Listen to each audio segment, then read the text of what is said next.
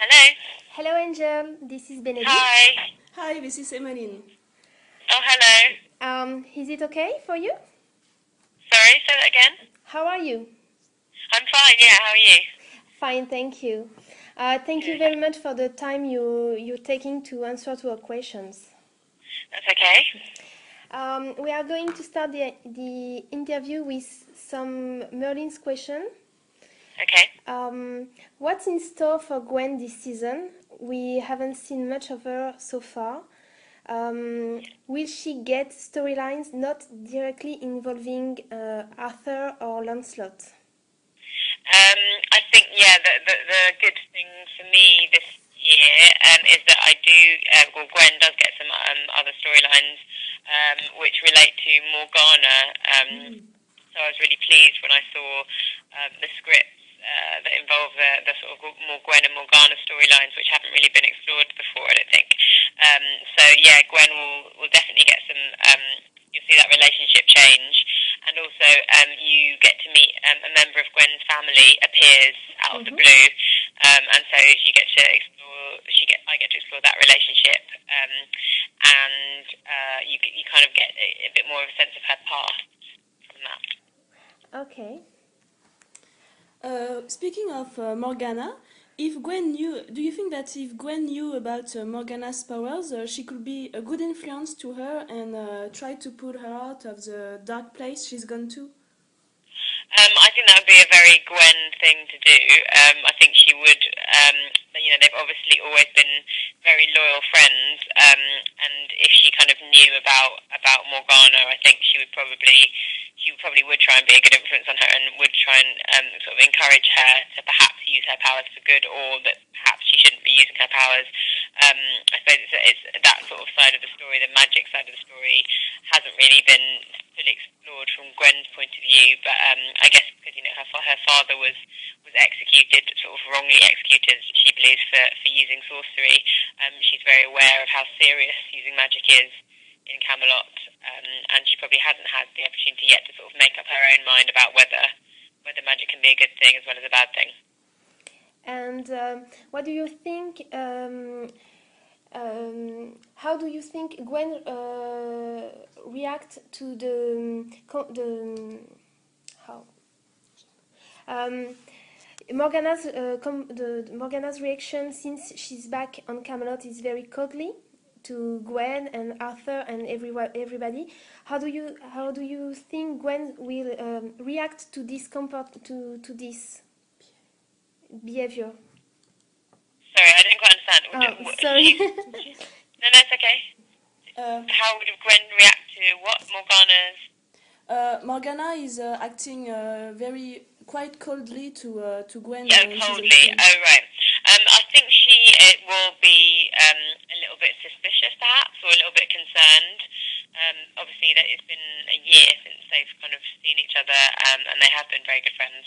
And I think Gwen sort of notices a difference in Morgana, and I think she would be probably quite concerned about that.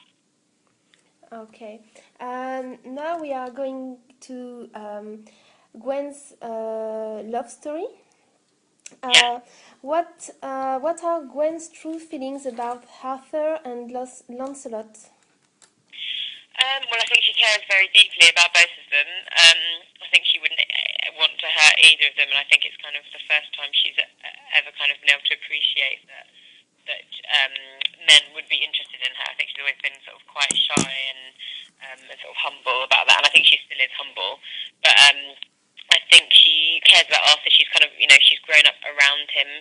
She's seen him sort of change from being quite an arrogant, sort of perhaps a bit spoiled child into a kind of a brave and sort of responsible adult, I guess. And I think she kind of admires the fact that he's very different to his father, and that he probably will go on to be a very good king, and that he cares about people more than his father does, and that he's much more open-minded and will probably be a people's king rather than his father, who's kind of more elite. And with Lancelot, he's an incredibly sort of noble man who comes along and is always very brave and kind of is the hero, and also is kind of from a background very similar to Gwen. So I think she probably thinks, when he came along, I think she probably thought, oh, he's more likely to be someone I'd be matched with because of that status issue. So there's always a status issue with Arthur, which is the problem, obviously, in their sort of their feelings for each other. Speaking of Gwen's relationship with Arthur, for instance, do you think Gwen is ready and prepared for her future role as a Queen of Camelot? I think she already kind of possesses quite a lot of the qualities that will help her to be a good queen. I think she's always been very noble. I think she's kind-hearted and intelligent and caring. But I think she also is she has a firmness about her as well. She doesn't sort of let people walk all over her, and she'll sort of speak her mind if it's needed. So I think she'll be a very fair queen. If Gwen become the Queen of Camelot, what do you think would be Morgana's reaction to this? As she wants to destroy Camelot, is she going to destroy her friend too, or do you think their relationship is stronger than that? I don't know. I mean, that would be an interesting thing to explore.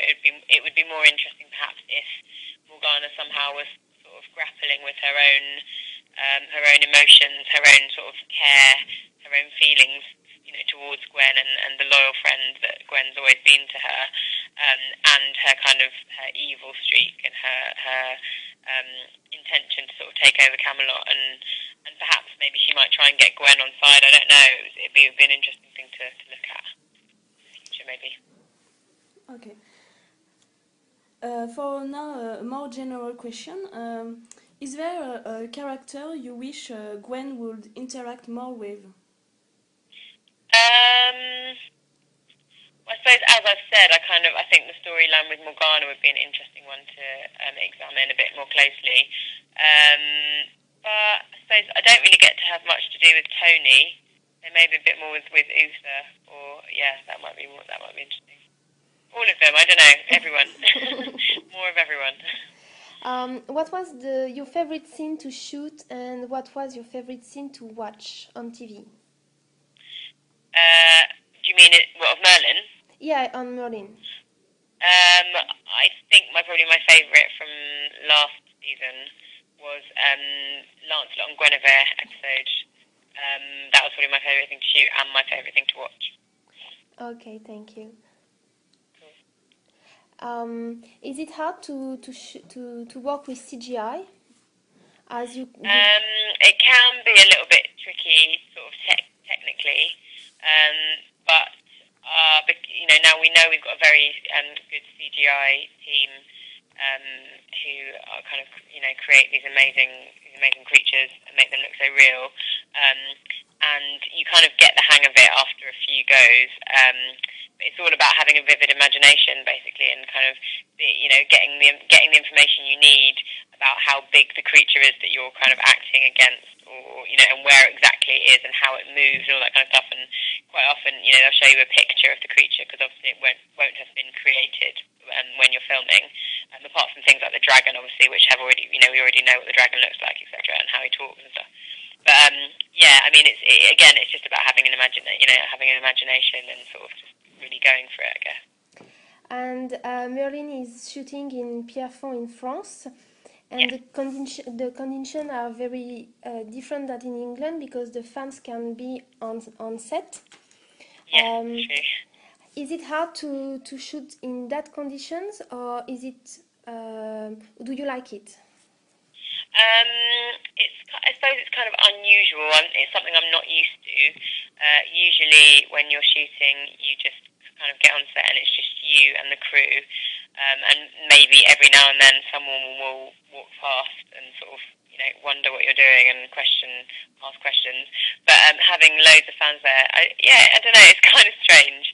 It's a bit like you're suddenly sort of on stage because you've got an audience, which is kind of unusual for television. And the last question is not really a question, but can you say some words in French? Yeah. I don't know what you want. What you want to say Oh, in France? In French. something in French. Enchanté, merci beaucoup. Oh, thank you very much for your time and Thank you very much. good luck for season 3. Thank you. Thanks. Goodbye. Thank you. Bye. Bye, bye.